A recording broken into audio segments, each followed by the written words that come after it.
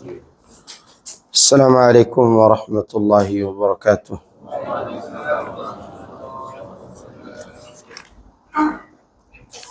إن الحمد لله نحمده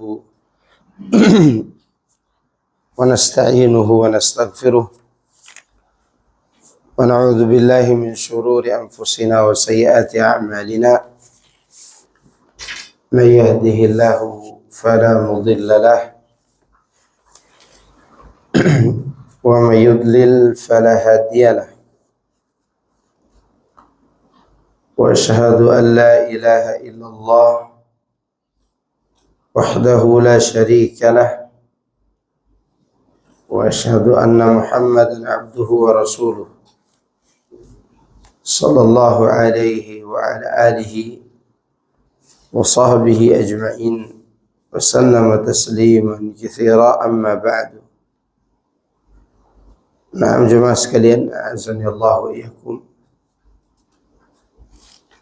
Alhamdulillah, kita bersyukur kepada Allah Subhanahu wa taala atas nikmat yang Allah berikan kepada kita semua, terutama nikmat mencintai ilmu dan nikmat mengamalkannya.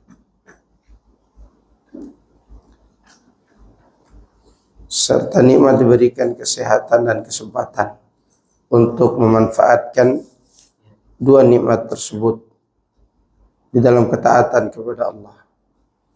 Nabi sallallahu alaihi wasallam mengatakan, ni'matani maqbunun fihima katsir minan nas, as-sihhatu wal faragh. Ada dua nikmat yang setiap orang atau kebanyakan orang lalai dengannya, yaitu nikmat sehat dan nikmat diberikan waktu luang. Maka ketika kita bisa memanfaatkannya untuk taat kepada Allah, maka nikmat itu menjadi nikmat yang hakiki. Nah, insyaallah kita akan melanjutkan pembahasan kita dari kitab Thalathatul Usul, mengenal Rasulullah sallallahu alaihi wasallam.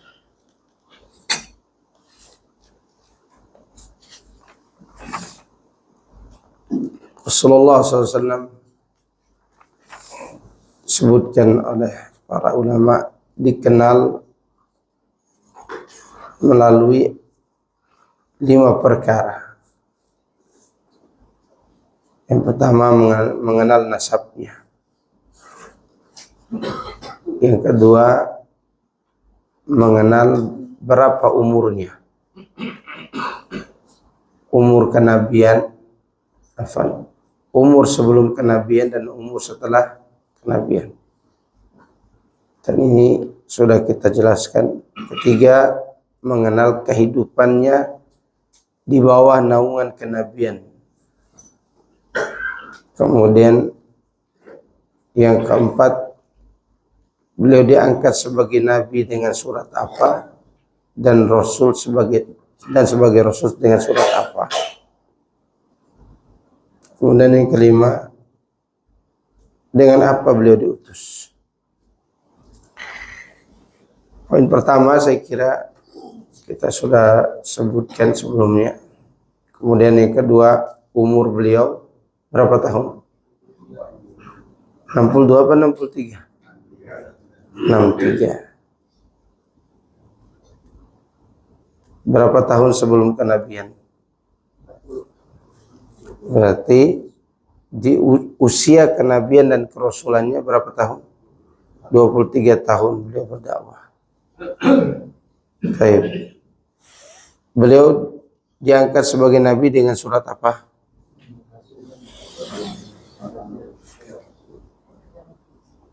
Diangkat sebagai nabi dengan surat apa? Al-Alaq. Iqra. Diangkat sebagai rasul dengan surat Al-Mudaththir. Dengan apa beliau diutus? Ya, di dalam surat Al-Mudaththir itu ada tuh, kum fa'anzir wa rabbaka fakabbir. Beliau diutus dengan mengajak orang kepada tauhid dan mencegah perbuatan syirik. Dan menakjubkannya ayat tersebut memulai dengan apa? Qum fa'anzir, bangun berikan peringatan. Dan ini membuat panas telinga orang-orang kafir. Makanya kalau antum mengajak orang sholat seperti dilakukan jamaah tabligh, jarang ada orang yang menentangnya. Gampang, lebih gampang. Ayo kita sholat, itu lebih gampang. Tapi coba antum jelaskan tentang sholat yang salah kepada orang tersebut, tidak mau dia sholat sama antum. Antum jelaskan tentang hal-hal yang bersifat bid'ah misalnya, nggak mau. Seperti itulah Nabi SAW.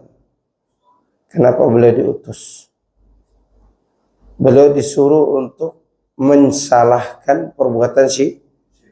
Sekiranya diajak, wahai kaum musyrikin, beribadahlah kepada Allah tanpa mencegah kesyirikannya, Nabi tidak akan diusir.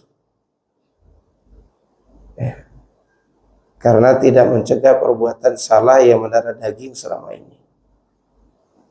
Inilah sifat dakwah Rasulullah SAW. Oleh karenanya penulis mengatakan, ba'athahu Allah bin nadharati atau bin nidharati an syirk wa yad'u ila tauhid. Allah Azza wa Jalla mengutus beliau dengan misi untuk mengingatkan manusia dari bahaya syirik dan mengajak mereka kepada tauhid. Dan ini sudah menjadi manhaj yang paten, tidak boleh dirubah. Tidak boleh dirubah.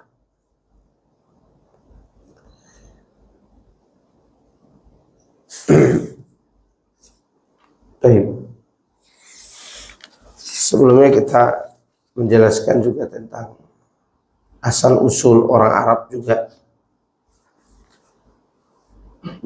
Beliau sallallahu alaihi wasallam berasal dari Arab apa? Mustaribah. Arab mustaribah. Campuran dari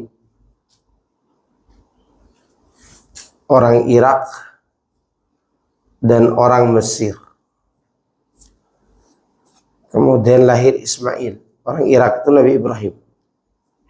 Dan dia berasal dari Arab, di daerah Irak.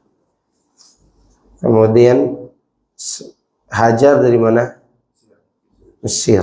Walaupun khilaf para ulama, Hajar itu budak atau anak perempuannya Firaun pada zaman itu. Karena budak tidak harus orang Mesir, bisa saja budak itu dari yang lain. Tetapi kalau anaknya raja itu berarti dia orang Mesir. Maka lahirlah Ismail. Ismail menikah dengan orang Yaman suku Jurhum. Lahirlah keturunan beliau dari situ. Sampai kepada Adnan, maka disebut Arab ini juga disebut Arab Adnaniyah. Ya. Sampai kepada Adnan, kemudian Quraisy. Dari Quraisy itu muncul beberapa kabilah yang ternama, di antaranya Bani Hashim, kemudian Makhzum. Makhzum ini adalah sukunya Abu Jahal. Maka dari situ Rasulullah lahir, dari suku Quraisy, dari jalur Bani Hashim.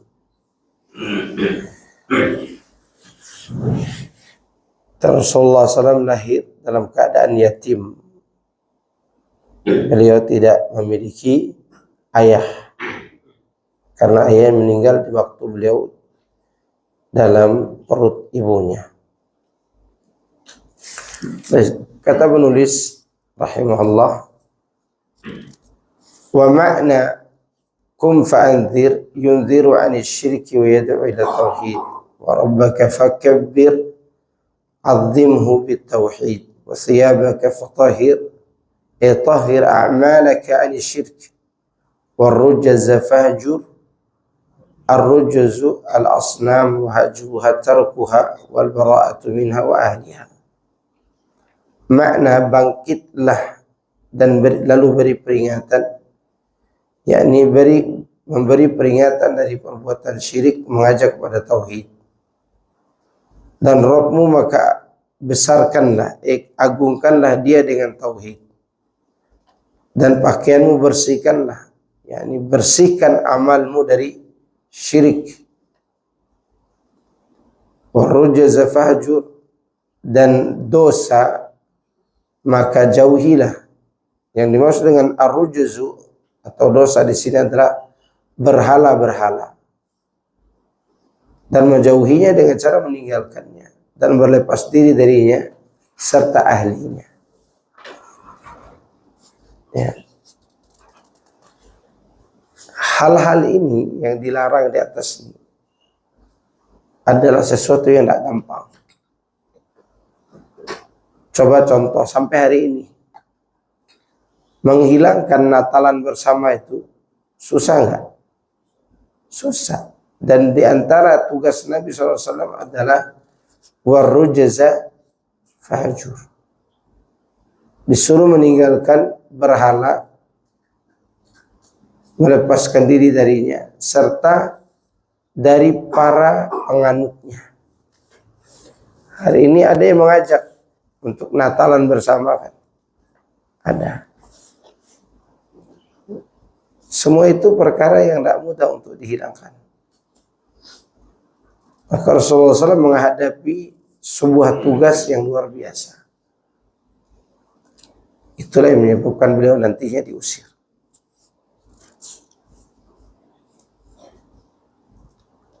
Akhadha ala hadha 10 sinin yad'u ila tauhid wa ba'da al-ashri urija bihi ila as-sama. Beliau menjalankan tugas ini selama 10 tahun sebelum di-Isra Mi'rajkan. Beliau ajak terus manusia kepada tauhid. Setelah 10 tahun itu beliau diangkat ke langit dengan peristiwa Isra Mi'raj. Ya. Dan ini diceritakan cerita panjangnya ini. Isra Mi'raj itu terjadi di tahun 10 kenabian, bukan Hijriyah. 10 kenabian. Salah satu hiburan besar yang Allah berikan kepadanya karena kesabarannya. Nabi Ibrahim alaihissalam diberikan keistimewaan oleh Allah dengan diselamatkan dari api. Nabi Musa diselamatkan dari kejaran Fir'aun terbelahnya lautan. Dan Nabi Musa tidak menyangka akan terjadi hal itu. Nabi Muhammad SAW memiliki lebih daripada yang dimiliki oleh nabi-nabi sebelumnya. Dia naik ke langit dalam satu malam, pulang pergi lagi. Ya, pada saat itu Nabi SAW dalam kondisi yang paling berat ujiannya. Maka Nabi SAW pernah curhat kepada Aisyah tentang kejadian di tahun 10 kenabian itu, di mana beliau diusir. Sebelumnya istrinya meninggal, yaitu Khadijah. Pamannya meninggal, yaitu Abu Talib. Baru saja selesai diboikot. 3 tahun kaum muslimin memakan rumput sampai robek mulut-mulutnya. Lalu Rasulullah SAW dilindungi oleh pamannya, setelah itu dilindungi oleh kaum Quraisy. Setelah mati pamannya, maka tidak ada lagi yang melindunginya. Diusirlah dia ke Taif. Ke Taif jalan kaki kurang lebih 100 kilo dari kota Madinah. 100 kilo jalan kaki. Setiap ada kabilah yang dia lewati, maka dia mengajak kepada Islam. Tidak ada yang mau. Sampai di Taif dia dicaci maki oleh 3 orang bersaudara, anak tokoh terkemuka di Taif. Kata salah satu dari 3 orang itu, Muhammad, apa tidak ada orang lain yang pantas menjadi nabi selain dirimu? Yang satu lagi mengatakan, wahai Muhammad, kalau Allah betul-betul mengutus sebagai seorang nabi, pasti rusak Ka'bah itu gara-gara engkau. Yang satu mengatakan lagi, Muhammad, bangun dari tempat duduk, pergi. Jadi itulah sesuatu yang menyakitkan beliau. Setelah beberapa hari di Taif, orang-orang memprovokasi anak-anak dan juga budak untuk melempari beliau dengan batu. Beliau pun terusir lagi, dilempar pakai batu. Sampai beliau duduk satu tempat namanya Qarnul Sa'alib. Sekarang jadi Qarnul Manazil. Qarnul Manazil itu nama apa?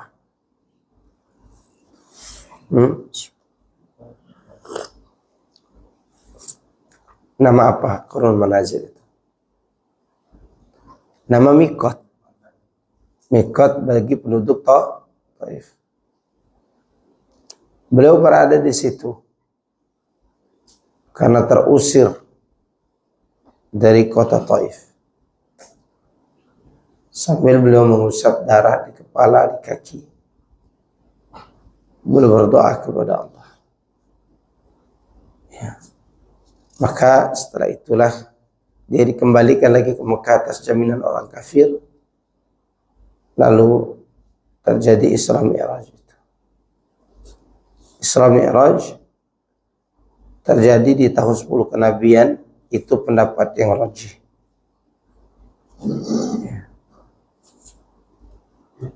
Beliau dari Masjidil Haram menuju ke Baitul Maqdis.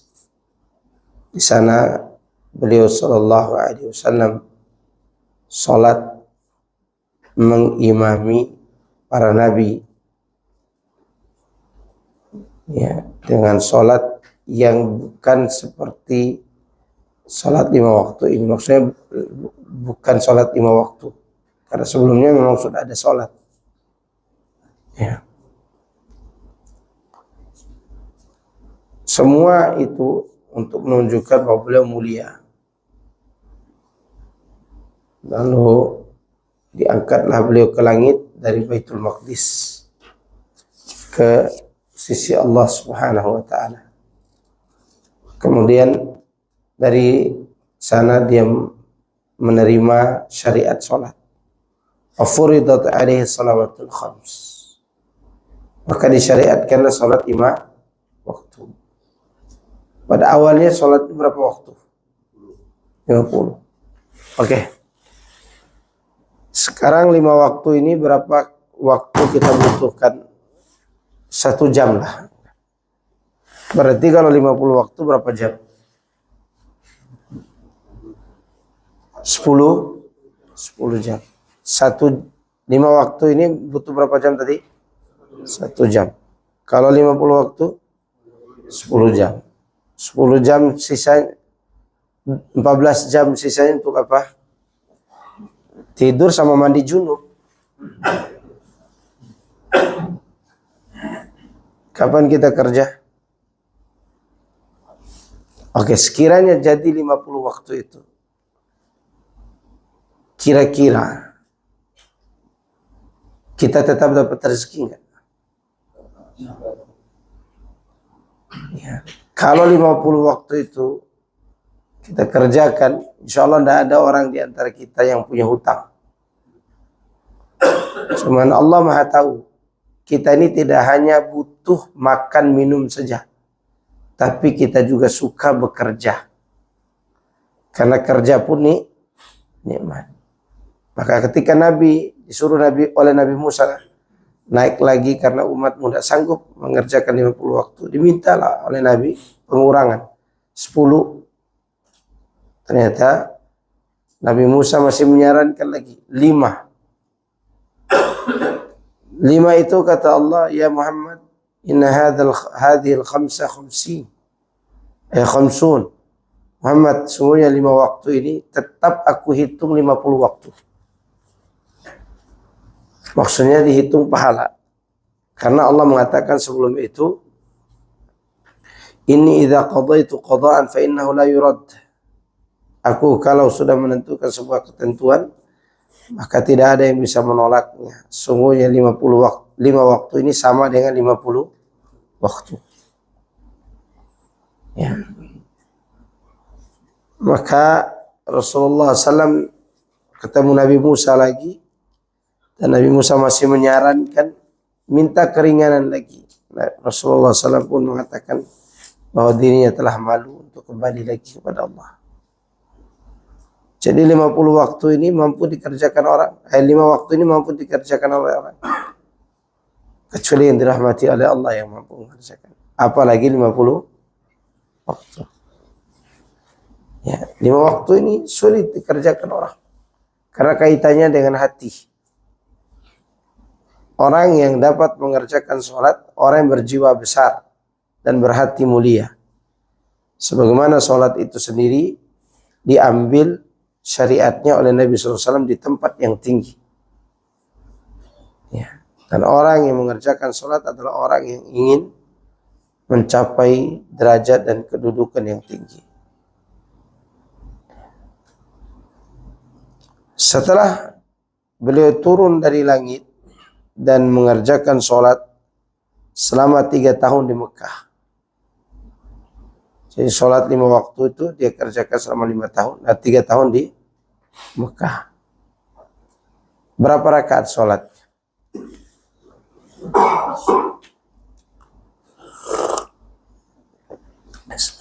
Semua sholat 2 rakaat kecuali sholat maghrib. Ya. Makanya sholat 2 rakaat itu ditetapkan pada saat safar. Yang kita katakan qashar. Pada dasarnya sholat 5 waktu itu hanya 2 rakaat. Mulai dari zuhur, asar, isya, subuh, kecuali maghrib yang tidak ada, yang sholatnya 3 rakaat. Nah, setelah beliau melaksanakan itu di Mekah, fa'umira bil hijrati ilal Madinah. Maka beliau diperintahkan untuk hijrah ke kota Madinah. Madinah itu dinamakan Madinah karena kehadiran Nabi. Sebelum kota Madinah itu dinamakan Madinah, apa namanya? Yathrib artinya apa?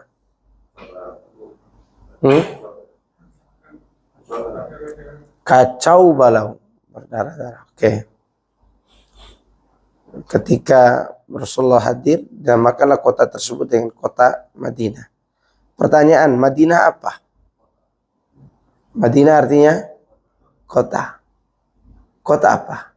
Nggak ada. Satu-satunya daerah di dunia ini yang tidak punya nama, ya Madinah. Madinah itu bahasa Arab. Artinya apa? Kota. Dan kemuliaannya dinisbatkan kepada Nabi. Maka disebut Al-Madinatun Nabawiyah.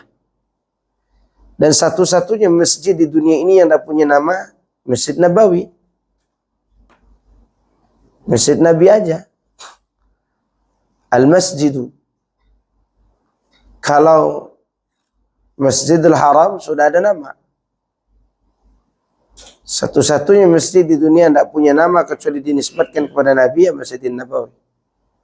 Maka kemuliaan semua ini mengikuti Rasulullah SAW.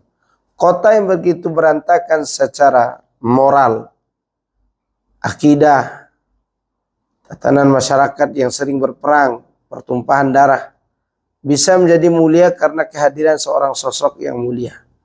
Muhammad bin Abdullah sallallahu alaihi wasallam. Dan kehadiran beliau di kota Madinah mencerahkan semuanya.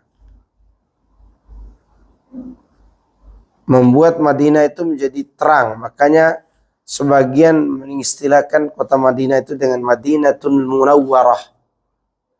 Madinah yang menyala. Ia bercahaya. Dan itu diambil dari perkataan Anas bin Malik radhiyallahu anhu. Ketika Rasulullah SAW hadir ke kota Madinah, segala sesuatu menjadi terang. Ketika beliau wafat, segala sesuatu menjadi gelap. Demikianlah sosok laki-laki yang mulia ini. Dan Rasulullah SAW sejak hijrah itu, beliau tidak pernah keluar kota Madinah kecuali untuk dua hal.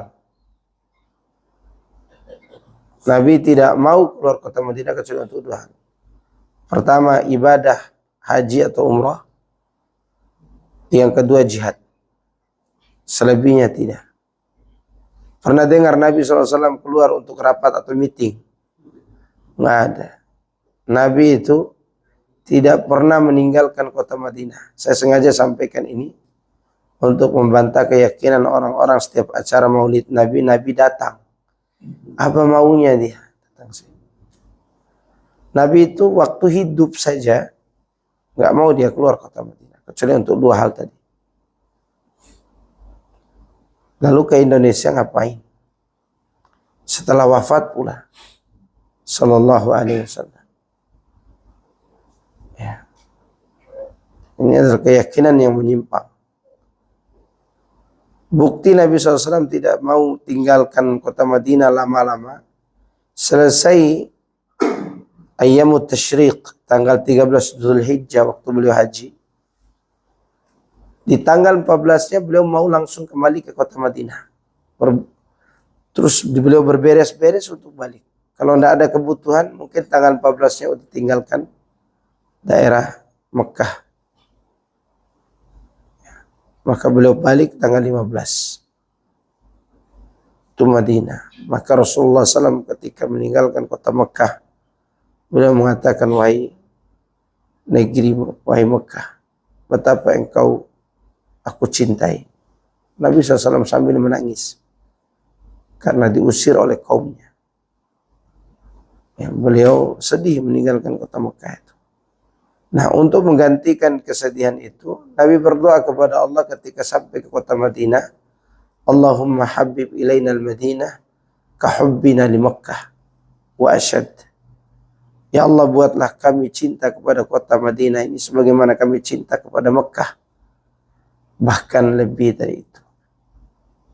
Nabi SAW juga menyampaikan Masjidil Haram dinamakan sebagai tempat suci atau tanah haram karena kehadiran Ibrahim alaihissalam. Sedangkan Madinah dijadikan nama Al-Haram karena kehadiran Rasulullah SAW. Maka disebut dengan Al-Haramain. Ya, Makkah wal Madinah. Wal hijratu al-intiqalu min baladi syirik ila baladi Islam. Hijrah itu berpindah dari negeri kafir ke negeri Islam. Waktu itu Rasul Mekah masih dikuasai oleh orang-orang kafir. Jadi ini arti daripada hijrah. Diambil dari kata apa? Al-hajar, boykot. Ya, kan ada saling menghajar. Maksudnya saling memboikot. Wa tark, meninggalkan. Nah, ini namanya hijrah. Dan hijrah itu ikhwan fillah azakumullah, selain berpindah tempat, ada juga namanya hijratul amal, meninggalkan dosa. Itu juga hijrah. Makanya sekarang ada istilah orang-orang belakangan ini, kami kepengen hijrah, tapi masih tinggal di sekitar ulul albab. Mau hijrah kemana? Maksudnya dia mau meninggalkan dosa, mau meninggalkan bid'ah, mau meninggalkan syirik, menuju kepada tauhid. Kemudian ada juga hijrah itu bersifat hijratul amil, berpindah sahabat. Jangan bergaul dengan orang-orang yang merusak agama kita. Karena kalau mereka merusak agama kita, ya kita juga akan ditanyai oleh Allah nanti. Maka tinggalkan teman-teman yang buruk. Walaupun ya kenang-kenangan pada saat SMA misalnya. Tapi dia buruk. mengajak kita kepada keburukan. Waliyadzubillah. Kemudian inilah hijrah tiga hijrah. Pertama apa tadi? Hijrah tempat. Kedua hijrah amal. Ketiga hijrah amil. Orangnya kita tinggalkan. Atau istilah kita boykot.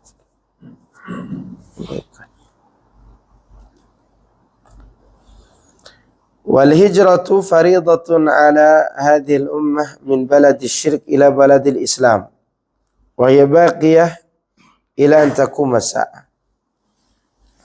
Hijrah itu diwajibkan atas umat ini dari negeri syirik kepada negeri Islam dan akan senantiasa disyariatkan sampai hari kiamat. Dengan dalil innal ladzina tawaffahumul malaikatu zalimi anfusihim qalu fima kuntum qalu kunna mustad'afina fil ardi qalu alam takun ardullahi wasi'atan fatuhajiru fiha faulaika ma'wahum jahannam wa sa'at masira illa almustad'afina minar rijali wan nisa'i wal wildan la yastati'una hilatan wa la yahtaduna sabila faulaika asallahu an ya'fu anhum wa kana Allahu afuwan ghafura. Dalilnya sungguhnya orang-orang yang diwafatkan oleh para malaikat dalam kondisi mereka menganiaya diri mereka sendiri. Malaikat bertanya, kemana saja kalian? Mereka menjawab, kami orang-orang yang lemah di bumi. Malaikat mengatakan, bukankah bumi Allah itu luas? Lalu kalian bisa hijrah padanya. Mereka itulah yang menempati jahannam. Dan itu seburuk-buruk tempat kembali.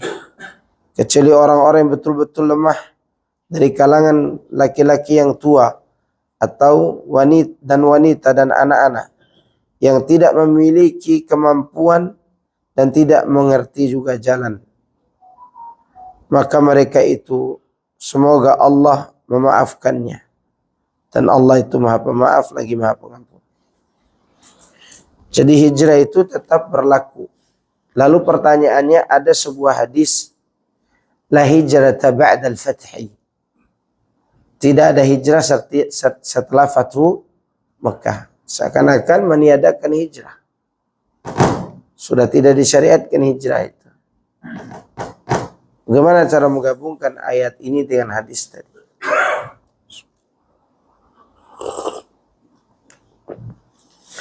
Caranya adalah yang ditiadakan hijrah setelah Fathu Mekah itu hijrah dari Mekah ke tempat lain. Karena Mekah itu sudah tidak lagi menjadi negara kafir untuk selama-lamanya.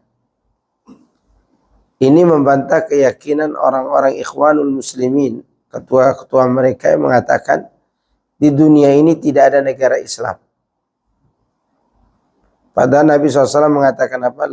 La hijrata ba'dal fathi. Kalimat la hijrata, ya, la hijrata ini tidak menggunakan tanwin. Dia dikasih baris satu saja. La hijrata fathah. Yang menunjukkan lamnya itu menafikan jenis. Meniadakan tidak ada sama sekali. Tidak ada sama sekali hijrah setelah Fathu Mekah dari Mekah. Faedahnya tidak akan pernah Mekah itu menjadi negara kafir lagi untuk selama-lamanya. Itu yang disampaikan oleh Nabi SAW. Nanti coba antum baca kitab Bahjatun Nadhirin. Di situ disebutkan kabar gembira bahwa Mekah itu tidak akan pernah menjadi negara kafir lagi dengan dalil la hijrata. Kalau sebut la hijratun berarti masih bisa negara itu berubah jadi negara kafir. Kalau la hijratan berarti ada kata yang terbuang. Kata yang terbuang itu la tuhajir ba'dal fathi hijratan. Ya. Tapi di situ Nabi tidak menggunakan kata-kata itu, tapi menggunakan baris la hijrah. Nah, ayat ini tetap berbicara tentang negara kafir dan negara Islam. Selama ada negara kafir dan negara Islam, maka selama itu syariat hijrah tetap diberlakukan. Itu, ikhwan. Kecuali yang tidak mampu berhijrah, hijrah tempatnya. Seperti apa tadi? Laki-laki yang lemah, atau wanita, atau anak-anak yang tidak mengerti jalan untuk hijrah.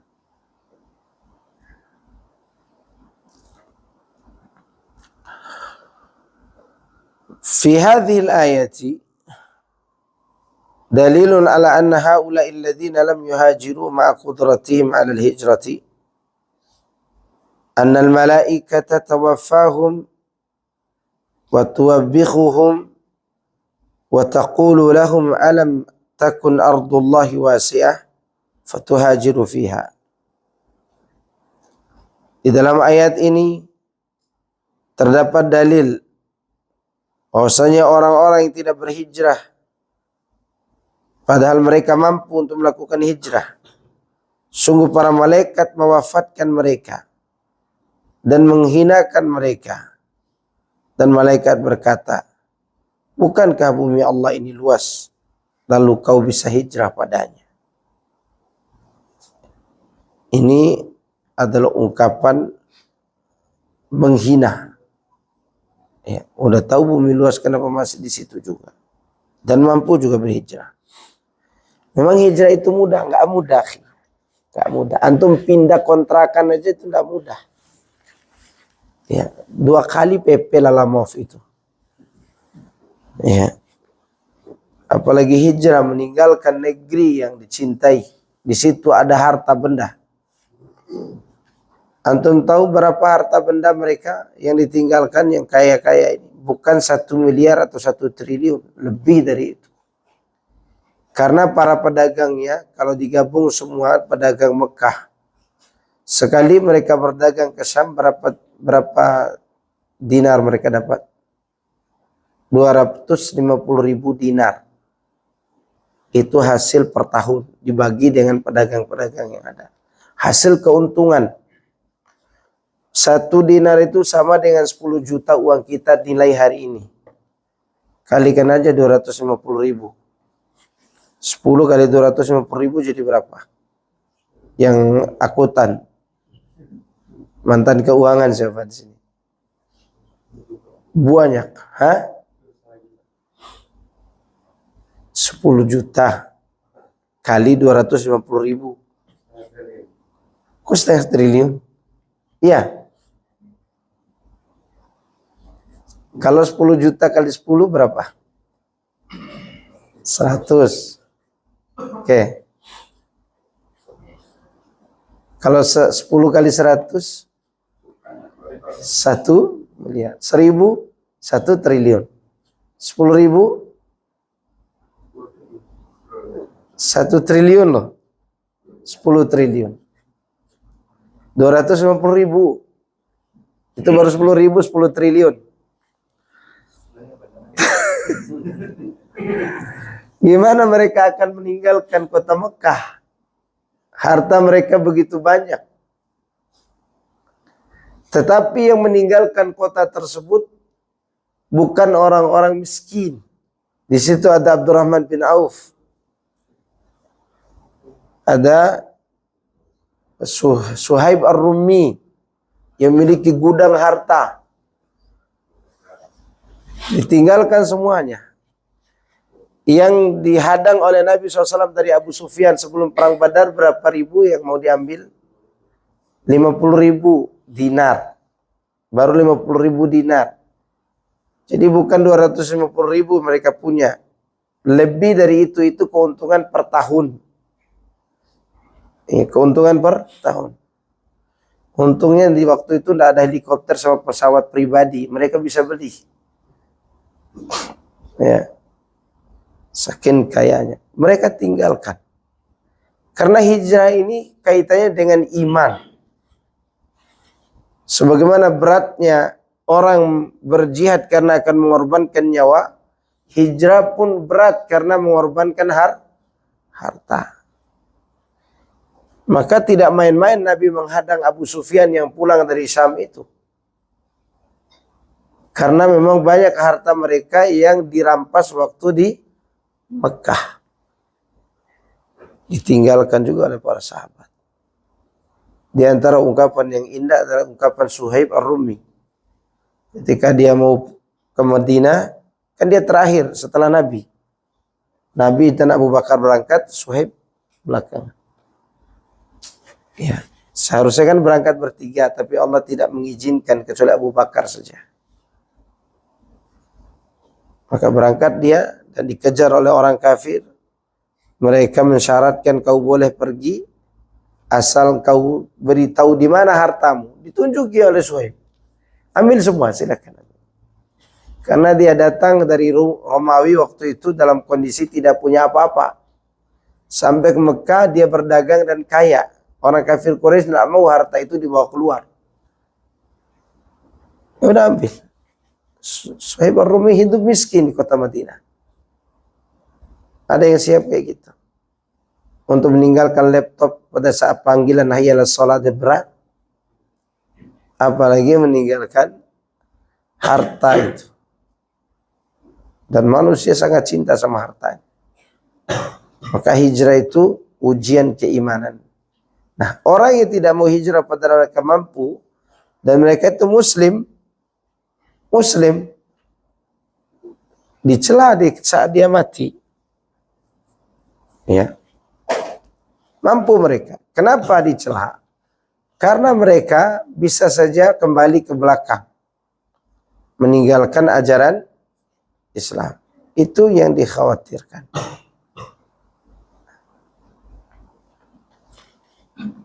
Dan hijrah ini sekali lagi salah satu amal ibadah yang butuh perjuangan lahir dan batin.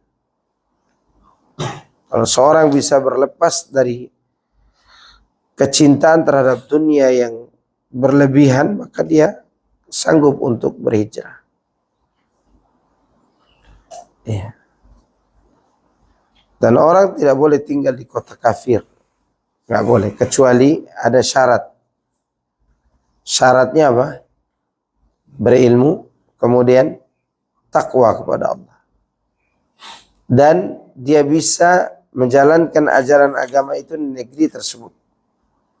Serta dia bisa menyebarkannya di tengah-tengah manusia. Maka boleh.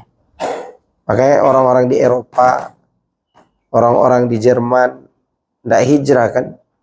Karena mereka memenuhi syarat tadi. Kan ada ustaz-ustaz di sana juga yang berdakwah. Tapi kalau tidak terpenuhi syarat tadi, maka tidak boleh tinggal di negeri kafir. Jadi orang-orang yang dicela oleh malaikat tadi, mereka yang memang tidak sudah tahu diri mereka lemah, tidak bisa menghadapi kekufuran itu, mereka tetap tidak mau hijrah, maka dicela. Ya.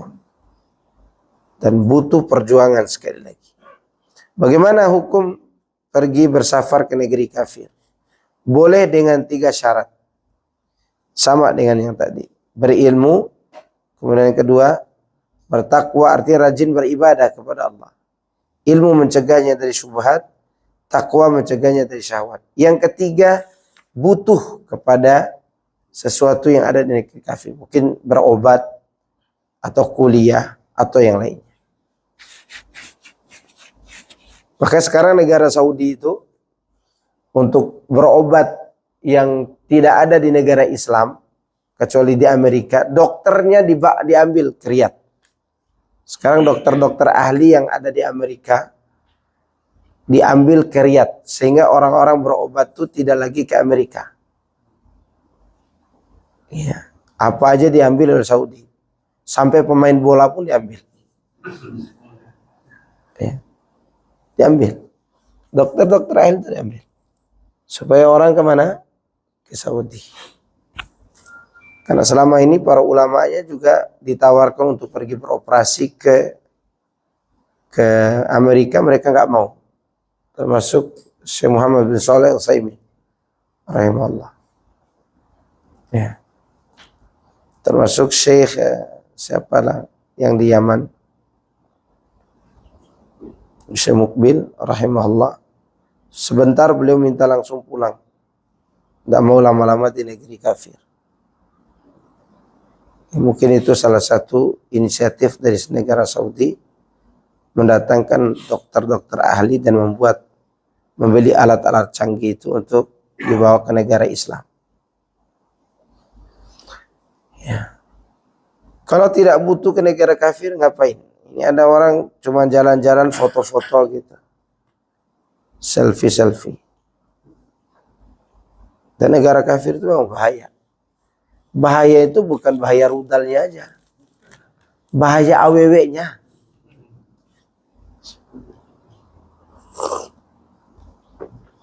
Karena pernah diajak bisnis sama seorang yang tinggal di Korea Selatan.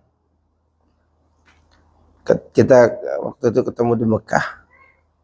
Ibu-ibu, ya, dan ada suaminya tentunya, bukan janda ya.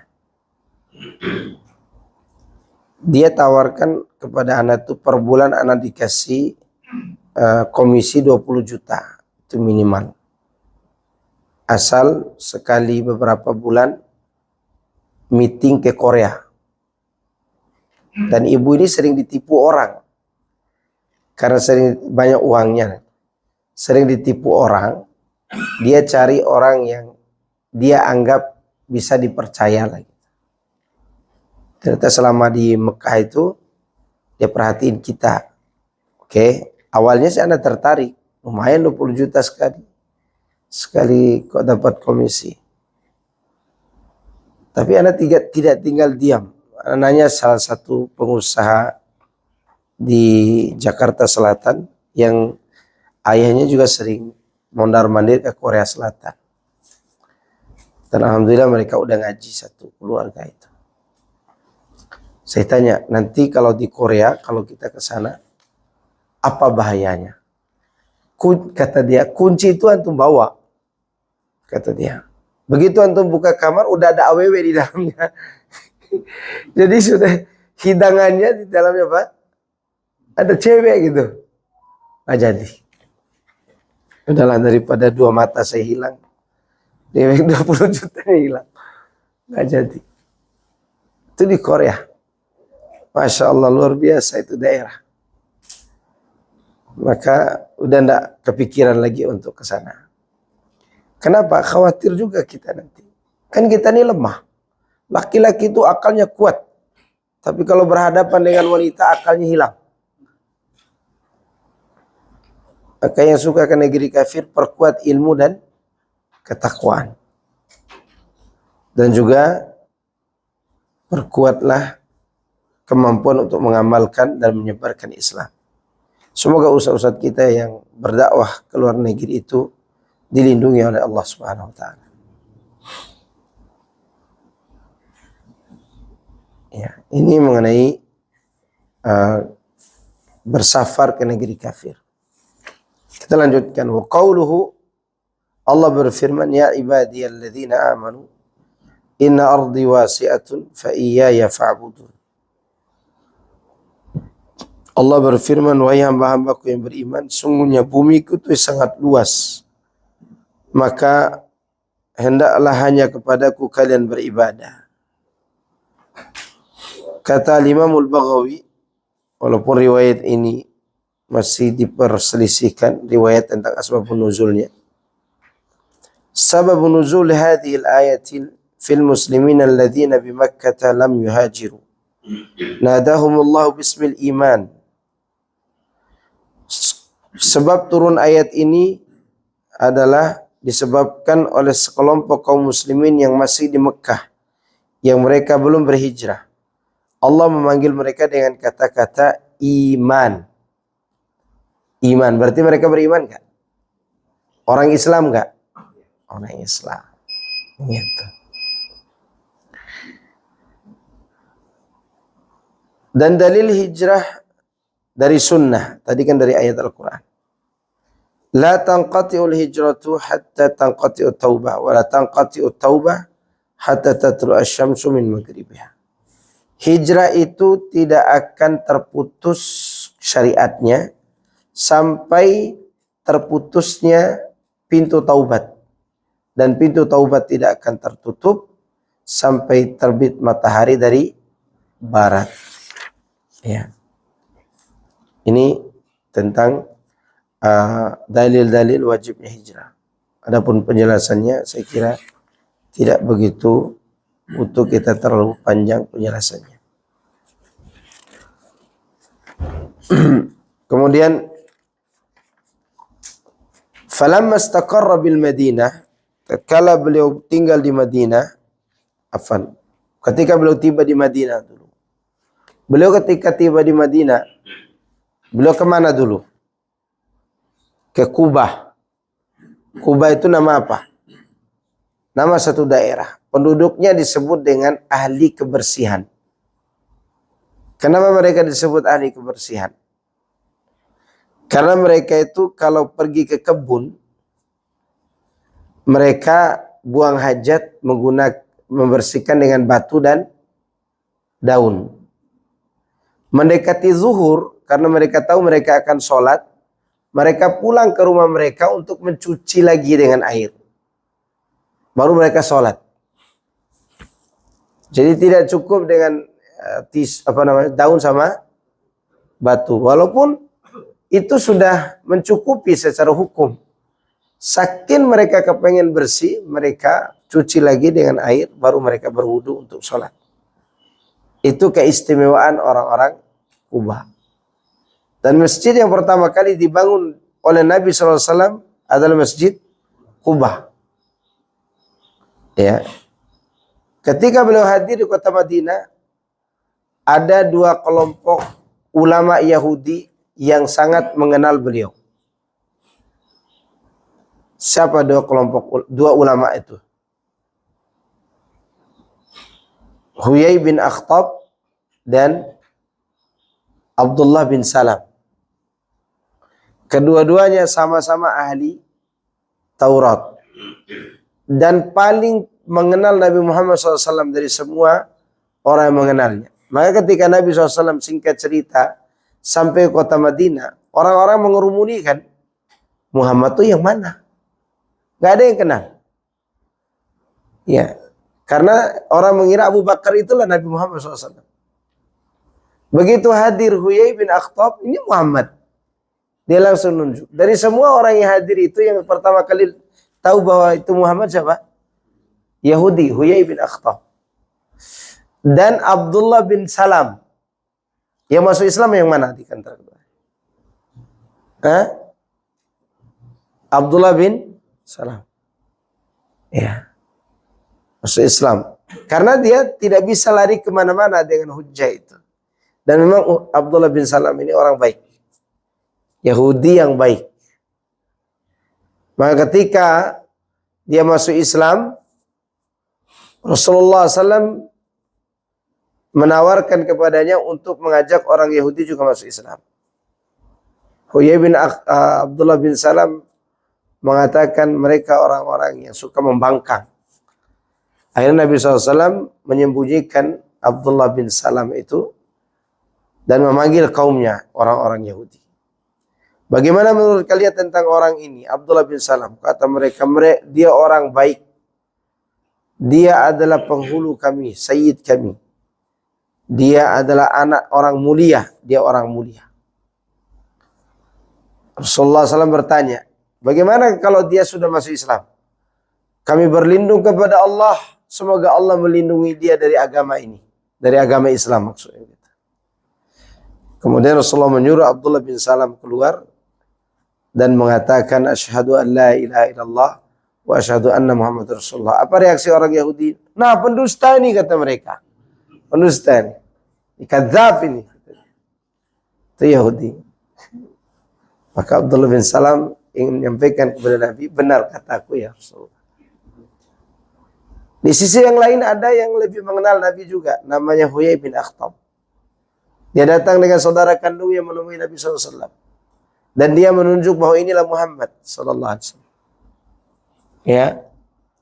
Begitu pulang ditanya oleh saudara kandungnya, "Benar itu Muhammad yang terdapat dalam Taurat?" "Ya, itu dia orang.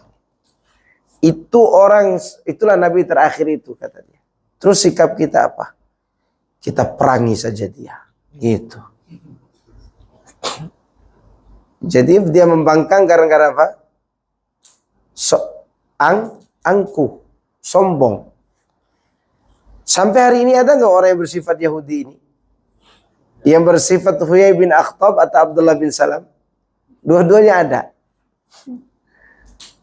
Yang dia tahu dirinya sesat, kemudian dia bertobat, ada.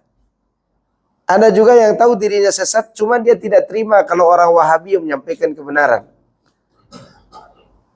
Maunya mereka menyampaikan kebenaran, tapi tidak mau belajar kebenaran. Ya. Seperti itu juga yang diinginkan Yahudi. Maunya mereka yang jadi nabi itu Yahudi, bukan mereka. Itu yang diinginkan oleh orang-orang Yahudi. Makanya orang Yahudi kenapa tinggal di Madinah? Karena dia menanti kedatangan nabi terakhir itu dari kalangan orang Arab. Itu tahu mereka. Maka mereka merubah syakal, apa namanya? Circle ya. Circle-nya itu menjadi orang Arab, Yahudi Arab. Arab Yahudi gitu. Supaya nanti lahir anak mereka tuh ke Arab-Araban bisa jadi nabi gitu. Ya. Itu yang diinginkan Yahudi. Maka oleh karena itu Yahudi ini orang-orang yang sangat membangkang.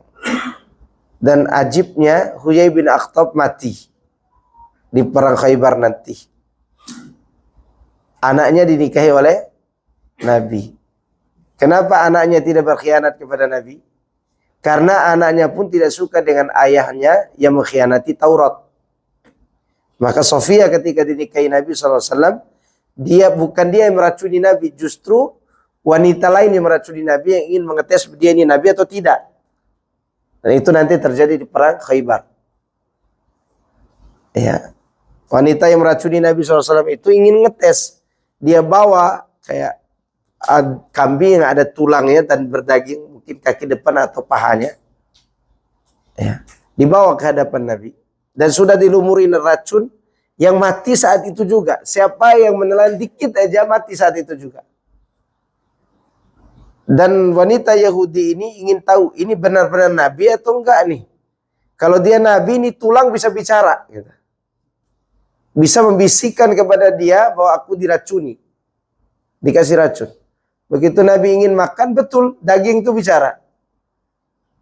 Maka wanita itu beriman sebenarnya. Yang meracuni Nabi itu. Hanya saja, sudah ada sahabat yang terbunuh gara-gara makan daging itu. Dan dia harus dikisos. Itu ceritanya. Dan nanti akan ada cerita waktu perang Khaybar. Kita cerita Huyai bin Akhtab dulu. Yang dia tahu dirinya itu, yang dia tahu bahwa Muhammad SAW seorang Nabi dan Rasul. Tapi dia membangkang. Dan pembangkangan ini terjadi di awal hijrah beliau sallallahu alaihi wasallam. Tapi insyaallah nanti kita lanjut keadaan di kota Madinah pada pertemuan yang akan datang. Cukup ya? Mau nanya enggak?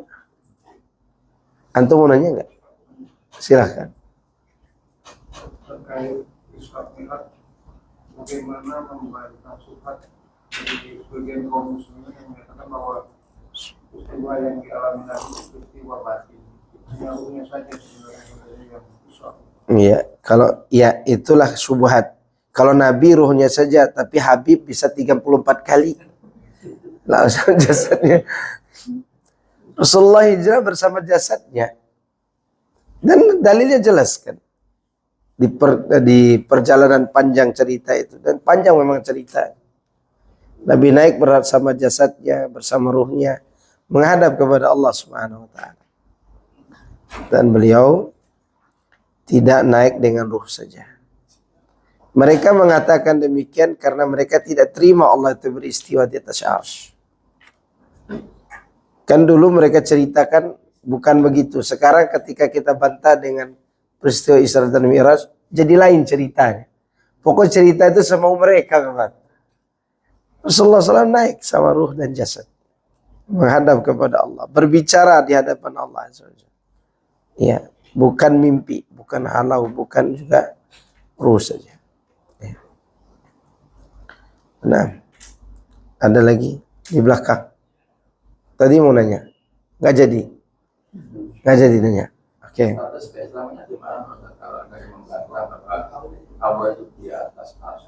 Kalau menurut Abu Hanifah, mau pendapat Abu Hanifah nggak? Abu Hanifah menganggapnya kafir. Itu menurut beliau. Saking kerasnya Abu Hanifah itu di situ. Ya, kalau mereka, keyakinan ini sebenarnya keyakinan kufur. Tapi kepada individu, kita tidak mengatakan demikian. Kita mengatakan ini amaliyah kufur. Keyakinan kufur. Kenapa? Karena ini bisa menjerumuskan pelakunya ke dalam kekufuran juga. Ketika ditanya begini, kalau kita tidak mengkhawatirkan orang banyak yang keluar dari Islam, dikejar aja. Kejar begini. Kenapa dikatakan Allah tidak istiwa di atas arsy? Karena takut menyamakan makhluk Allah dengan makhluk, butuh tempat. Oke. Dikatakan Allah butuh tempat.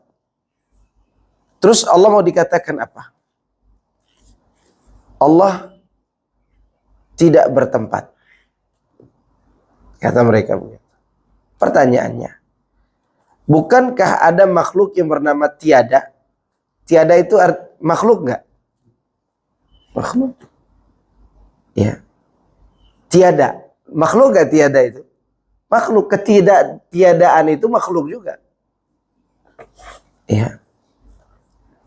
Oke.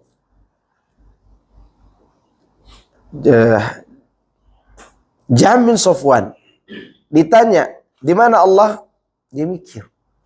Kalau dia di atas berarti butuh tempat. Kemudian dikatakan oleh Jahm bin Safwan, Allah itu tidak di atas tapi di bumi. Di mana-mana. Ditanya lagi, bukankah kita juga di bumi butuh tempat? Iya, sama. Dicerta terus dengan pertanyaan. Dia tidak bisa memberikan jawaban yang tidak sama nama yang berkaitan dengan Allah dan makhluk. Misalnya mau dia katakan Allah ada. Nah, bukankah kita ada juga? Oke. Berarti sama dong kita dengan Allah ada. Ya enggak? Kalau itu yang menjadi pola pikirnya, hanya karena penamaan, bukan keyakinan. Maka dia pun bingung mau memberikan jawaban apa. Akhirnya dia memutuskan Allah itu ada tapi tidak ada.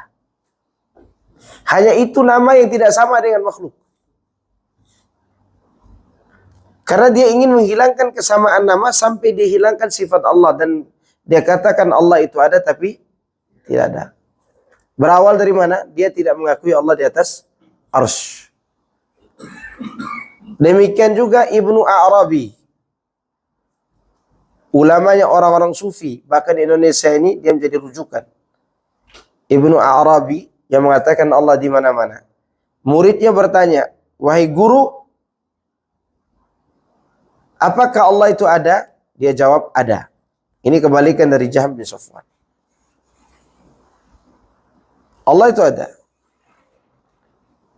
Tetapi makhluk tidak ada.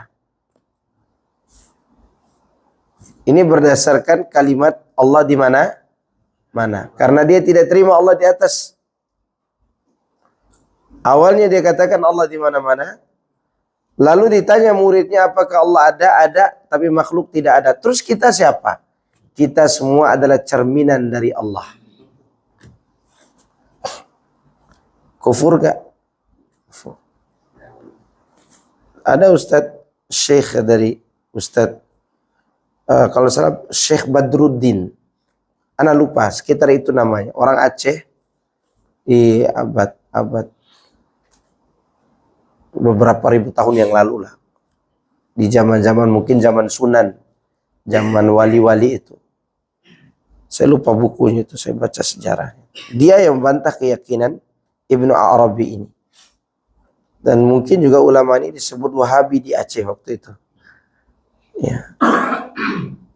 Dia membantah tentang keyakinan kufur ini. Saya masih ingat, masih ada bukunya di Masjid At-Taubah, tempat saya jadi imam dulu. Ya. Ini menunjukkan bahwa menghilangkan salah satu sifat Allah, apalagi berkaitan dengan istiwa di atas arsy, itu bisa mengantarkan kepada keyakinan berikutnya. Misalnya kita dengar dari saudara Ustadz UAS misalnya. Nggak boleh mengatakan Allah punya wajah. Nanti kita bayang-bayangin Angry Bird, kata dia begitu. Kan ini kacau pemahamannya. Kenapa? Karena kalau dikatakan Allah punya wajah, sama dong dengan kita. Terus wajah mau dinamakan apa? Zat. Bukankah kita punya zat? Wajah mau dinamakan apa? Kasih sayang. Bukankah kita juga punya kasih sayang? Oh, nggak sama kasih sayang Allah dengan kita. Kenapa dari tadi? Wajah Allah nggak sama dengan wajah kita. Kenapa tidak dari awal aja ngomong begitu kan? Zat Allah tidak sama dengan zat kita. Saya pernah diprotes oleh seorang ustadz selesai khutbah Jumat mengenai masalah ini. Ustadz bilang orang dapat melihat wajah Allah di hari kiamat di atas mimbar. Mungkin ustadz salah ucap. Enggak, saya ucap tidak salah ucap. Saya sampaikan dalil. Kalau dia katakan, berarti sama dong wajah kita dengan Allah. Emang saya ngomong begitu tadi? Enggak sih, kata dia gitu. Enggak, kata dia. Saya tidak ngomong begitu tadi. Saya katakan Allah punya wajah, kita punya wajah. Tetapi wajah kita berbeda. Saya tanya kepada dia, bukankah wajah kita berdua berbeda? Iya, kata dia begitu. Tapi ini berkaitan dengan Tuhan, Pak Ustadz. Berarti dia sama dong dengan kita. Terus wajah mau dinamakan apa? Zat, kata dia. Ente punya zat nggak? Punya. Berarti sama dong Allah dengan ente. Enggak lah Ustadz, beda zat saya dengan zat Allah. Kenapa enggak dari tadi wajah Allah tuh beda dengan wajah ente? Kenapa disamakan? Mau lari kemana? Pertanyaannya dicercar terus dengan pertanyaan. Dia sibuk dengan pikirannya sendiri. Akhirnya dia pergi. Nggak mau lagi dia ngomong sama anak. Ya. Khawatir dia. Maka kalau antum ditanya oleh orang, antum jangan kasih jawaban. Tanya balik. Tanya balik dengan pertanyaan yang bisa dia cerna. Biasa insya Allah dia akan mengerti tentang itu. Enggak bantah. Tapi kalau antum sudah jawab sekali, nanti seluruh Indonesia dia bawa. Akhirnya menghina Jokowi lagi nanti. Ujung-ujung ke sana. Padahal bicaranya apa? Masalah Allah di atas arsy. Akhirnya menghina pemerintah dan seterusnya. Pusing juga mikirin. Maka hadapkan dia dengan pertanyaan. Kenapa tidak boleh Allah di atas arsy? Karena butuh tempat. Emang ada yang ngomong begitu? Mungkin pikiran antum yang ngomong begitu. Gitu. Kan kita tidak ngomong Allah butuh tempat. Kita ngomong Allah istiwa di atas arsy.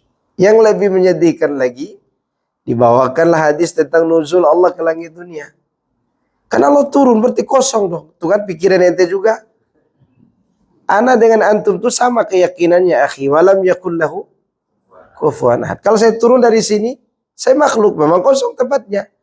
Dan Allah itu walam yakullahu kufuwan ahad. Jangan antum samakan dengan kita. Kenapa antum hilangkan itu? Karena antum membayangkan dulu seperti kita. Bukankah dalam 1 detik Allah bisa berbuat 1 juta perbuatan? 1 detik. Apalagi cuma 2. 2 dipermasalahkan. 1 juta tidak antum permasalahkan. Kalau ada orang mengatakan Allah tidak bisa melakukan 1 juta perbuatan dalam 1 detik, dia bisa kufur. Bisa kufur.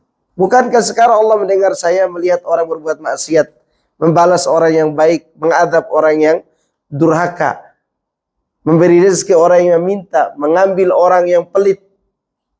Saat ini juga ada enggak? Ada Allah berbuat. Kenapa hanya 2? Turun dan beristiwa aja antum permasalahkan. Makanya kita disuruh beriman, bukan disuruh berkhayal.